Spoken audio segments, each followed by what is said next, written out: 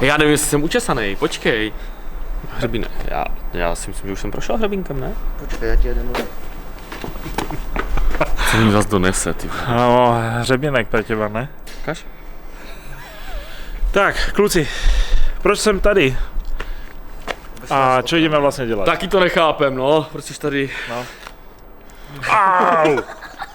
Takže z kontejneru jsme se přesunuli do servisu. Tak konečně se vykašlal na ty plechový krámy. Teda, ne tak úplně. Ne tak úplně, protože... Ale konečně dělá pořádný plechový krámy, ne nějaký krabičky z plechu, ale pořečně krásný, nádherný věci. Ono to s tím ale souvisí, protože vlastně ten Mustang přišel v kontejneru. Z toho mám postavený dům, že? Dobře, ale tam ten kontejner už necháme, prosím tě, jo. Poslední, kdy tady ta věc, na které teď makáme, viděla ten kontejner, já to ani neumím vyslovit. Ano, no. Tak bylo... Maďar, ne? Ne, já Maron nejsem Maďar. Tak, naposledy, kdy to vidělo, tak bylo na tom moři a pak když to vykládali. Ano, správně. A teď už konečně Mara přesedlal na ty normální, krásné plechové věci. Ano, takže... 4 kola, volant. A co to vlastně za auto Pořádnej je? motor. Víš? No, Oni to už vědí, ale jestli to ty víš. Hele, já furt doufám, že to je Bavorák, protože u mě na dílně se dělají hlavně BMW a já doufám, že to je Bavorák. Tak. No, neříkej mi to, jestli je to něco jiného, neříkej mi to, buď rád, že to nepoznám. Takže, No, co to je? Nějaký Ford. Ford. Jdeme se otočí. Ty chceš ten záběr, ale na to, aby ten byl ten záběr na to auto, to musíš jít až senka, dívej. Aha. Já si myslím, že naše diváky hlavně tam- zajímá... Vidno. Naše diváky bude zajímat, co to tam je, že? No a každopádně bys měl říct, co je zajímavý. Tak je zajímavý to, že vlastně ten Mustang, ty už si s ním jezdil tady s tím Mustangem, tady? Jo, jezdil jsem před rokem, no. Jako, ne, že jsme ho vozili na vleku, nebo To taky. na vozíčku, Občas. ale on byl normálně pojízdnej, ten Mustang. To nevím, jestli už teďkom fanoušci vědí, nebo? Jo, ještě to nevědí, ale teda ano, byl pojízdnej, ale před rokem jsme ho rozobrali tady. A celý ten postup, čo sa s tým autom stalo, vám ukážeme teraz. No a my si tu natočíme pár dílov špeciálnych. Jak to poskladáme? Co?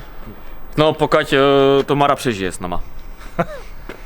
Takže, my sa teraz presunieme niekoľko mesiacov naspäť a ja vám ukážem, jak to celé vlastne začalo.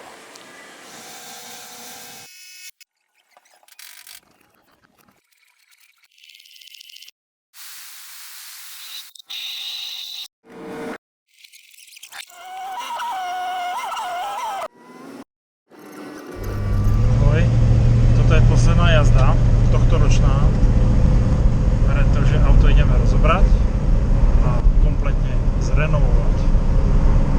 Máme sa a máte sa na čo tešiť.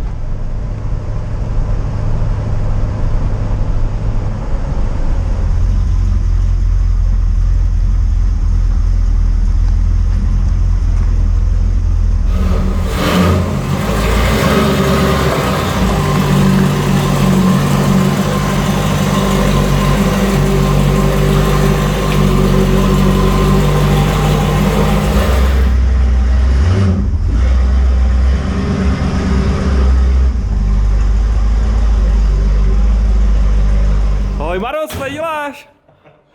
Jsem druhý zákazník. Aha. A co pak potřebujete udělat? Všechno. Takže Aha. my ho asi rozoberem. A jdem na to.